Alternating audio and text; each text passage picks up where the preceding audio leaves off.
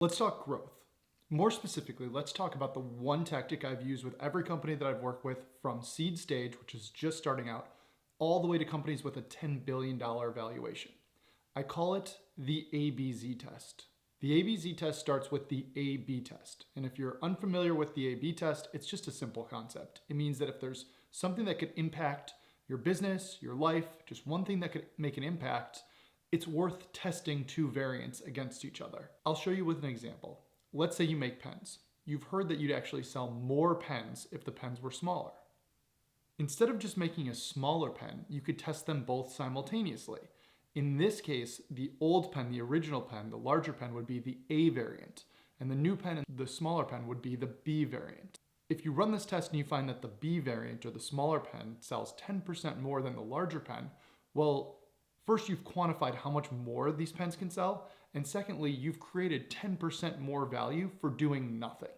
You're simply selling the smaller pen. Similarly, if the smaller pen did worse than the bigger pen, then you've saved yourself a huge mistake, and you can quantify how big the mistake is just by running these simultaneously in an A versus B test. This is the power of A-B testing. You generate more success through the same amount of work. There's a problem though. People tend to get stuck optimizing. In this example, they'd solely focus on the height of the pen.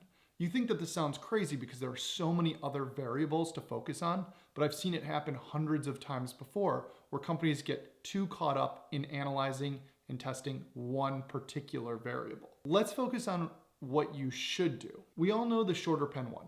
Now we could keep A-B testing different variations and heights of the pen. However, we could try something much different. What if we try a different color of the pen?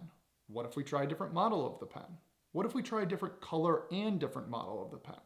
When you veer this far away from the standard product, trying multiple different variables at once, I call that the Z variant. The ABZ test takes the simple A-B test and it adds a Z variant to it, something that is radically different from what you're currently testing. While you're optimizing, you can prospect for something completely new.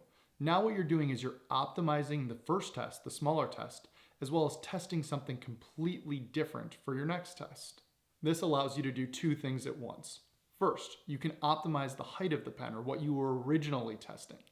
Second, you could test this whole pen variant and size against something completely different. That allows you to prospect if there's something better that's out there. Finding the perfect growth strategy is a lot like looking for gold on a beach.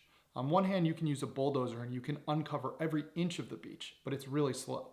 On the other hand, you can use a metal detector and run around the beach. But the problem with that is you may not ever find the gold. So we want a combination of those two things. And that's what the ABZ test does. It allows you to use the metal detector to look around the beach for signal and then bring the bulldozer in to uncover every inch of that area. Here's a diagram that walks through the ABZ test. Think about how you can apply this to something in your job or life that you want to test or optimize. You could even think about this as thumbnails for a YouTube video. Actually, if we go back to Mr. Beast's videos from 6 years ago, we can follow a really successful ABZ test. The red boxes show a theme that Mr. Beast was A-B testing. How much does so-and-so make? Here's another one. I'm not going to highlight everything in this image, but you can see that he's using the same backgrounds and trying different themes. Or he was using a different background and trying the same themes to get a sense for what was working. Mr. Beast was doing this naturally. He was optimizing what he knew worked well for himself at the time, and he was prospecting by trying something completely different. Before you get started, there are a few common things you need to watch out for during the ABZ test. First, the Z variant is too close to the AB variant. If your Z variant is too close to the AB variant, we're not going to learn fast enough. Think about it like using a bulldozer in one area of the beach and just using the metal detector right next to it. Second, people try ridiculous Z variants just for the sake of being ridiculous. Even though we're trying something completely different, we still want that to potentially work. We never want to put something up that we know is going to lose just because it's different. Third, and this one's really important, don't overanalyze your tests, especially with the Z variant. We're looking for something that hits quickly. This means that you should know early on if this is propelling you on the right track or not moving fast enough. Think of an example as YouTube videos. If all of your YouTube videos get 1,000 views and you put a new thumbnail up and all of a sudden it gets 5,000 views really quickly, that's a good Z variant. If it's getting 800 or 900, you need to let it run for a while because you don't know if it's going to completely propel you to the next level.